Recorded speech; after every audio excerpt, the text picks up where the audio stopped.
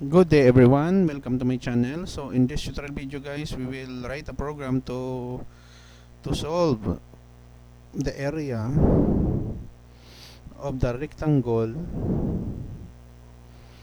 with the given length 5 and width 8 and display the result on the screen using TypeScript programming language. Before we start, I would like to say thank you so much to all my viewers, silent viewers, and supporters in my channel. Thank you for watching my videos. If you are new with my channel and then you like this video, please hit the like button. Don't forget to share and please support my channel guys by clicking the subscribe button. So let's begin. I will put a link in the video description guys where you can download the complete source code for free in my two websites. Okay, so we have here several comments and then I have declared two variables. The first one is length and width. The length has a value of 5 and width has a value of 8.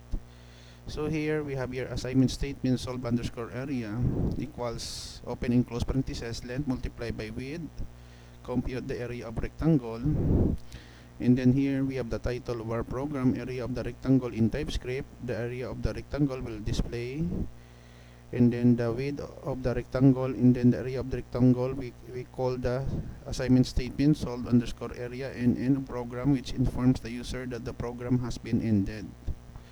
As I said earlier, I will put a link in the video description where you can download the complete source code for free in my two websites. So don't worry guys. Let us go with our Visual Studio Code rather, and then we run our program. TSC, TypeScript compiler, rectangle.ts. Let us wait.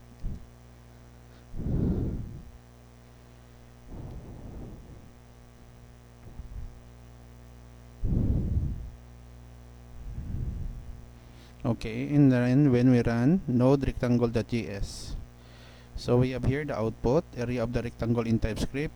The length of the rectangle is 5, the width of the rectangle is 8. We multiply width times width, length times width. The area of the rectangle is 40, end of program.